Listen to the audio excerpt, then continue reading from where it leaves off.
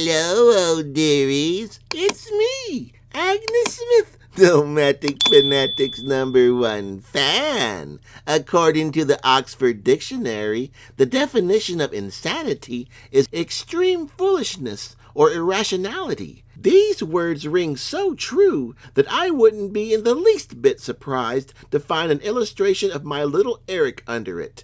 The phrase, insanity is repeating the same mistakes and expecting different results, is often mistaken for the actual definition of insanity, when it really originated from an addiction recovery pamphlet. If that isn't irony, I don't know what is. Living up to his own definition, Eric has once again bought land in Sholo, Arizona. Questions upon questions abound from this decision.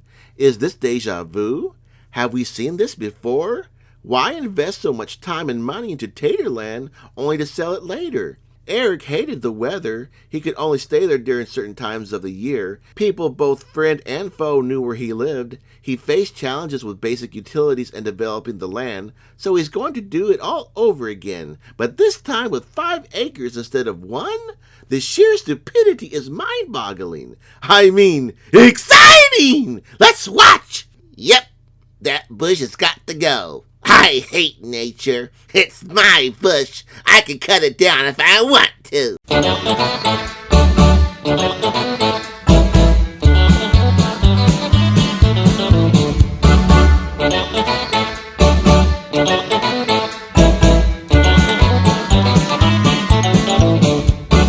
Yellow Acres is the place to be.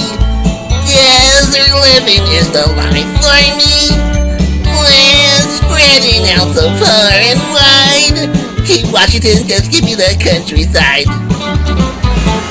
You stupid bitch! Get off my fucking property! I didn't invite you! You have no business here! Get the fuck out of here!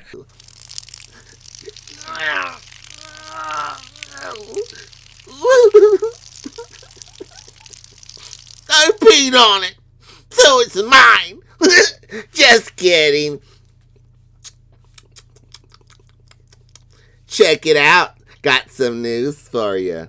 Doesn't this seem familiar to you? I'm back in the same place in Arizona, guys. Take 2.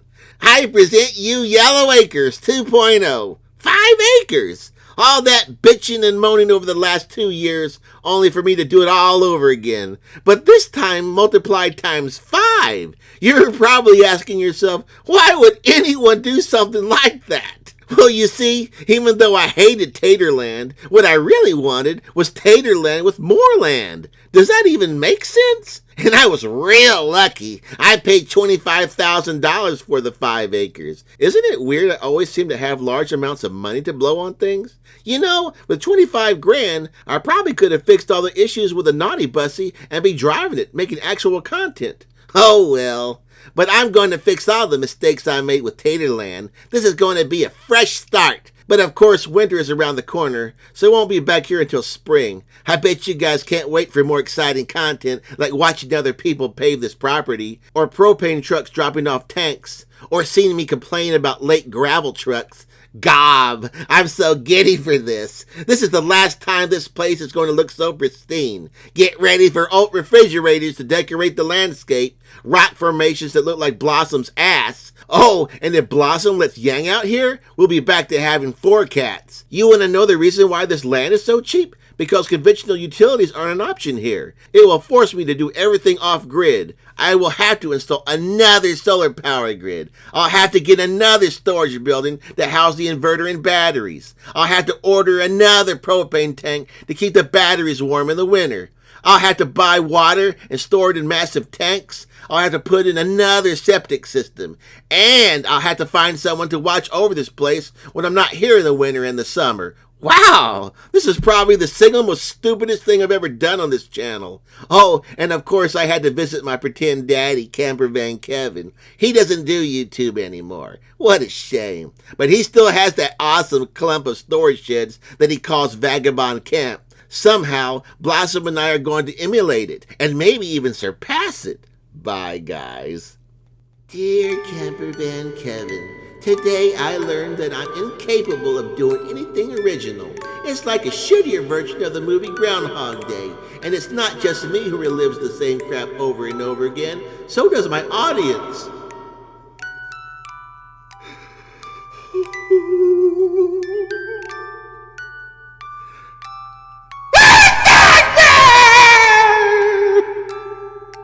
I enjoyed getting to sit in your lap for real this time.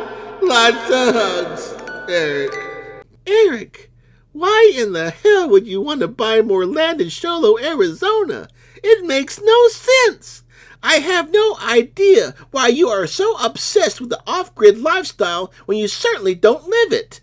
How many off-gridders do you know who could spend thousands of dollars at Disney parks, or can drop whatever they're doing to go on a cruise, or go on vacations when their whole life is practically a vacation? True off-gridders wouldn't need YouTube money. They make do with the resources at hand. Recycling water, growing food, figuring out how to survive when it's 120 degrees outside, or when it's 0 degrees outside covered in snow. If you really did that, I'd have more respect for you. This is what his audience had to say, and believe me, I didn't have to search very hard for these comments. Again? You can't make this up. I'm gonna need more popcorn. The definition of insanity, repeating the same behavior and expecting a different result. I thought you gave up on Taterland because you hated the weather. Monsoons, snow, crazy unpredictable weather. You're getting to be like Rusty, never a boring minute. He complained about how bad it was to live there last time. He couldn't wait to leave. Didn't you say you'd never go back to Arizona because it rains too much? ADHD is a hell of a drug. He's excited about the idea of land. The process will break him just like last time. I can't wait to see that road when it rains. Makes no sense at all. Sell one piece of wasteland to buy another. The property out there just doesn't lend to good content. Can't stand a drop of rain, so buy wasteland. That's why it's $5,000 an acre. Where I live, property is 4 times that because it's habitable. Do we have to go through this again? No! If it rains, the deal's off. 5 times the junk. 6 months before it's gone, anybody? Here we go again. How long can he keep this up? Am I the only one who was thinking that this was an April Fool's joke? 'Cause this is just stupid. This guy's ridiculous. Had all this before. Sorry, but I can't be bothered to watch this all over again. And he literally buys in the same area he did nothing but complain about before. What it must like to be in his mind, laughing out loud.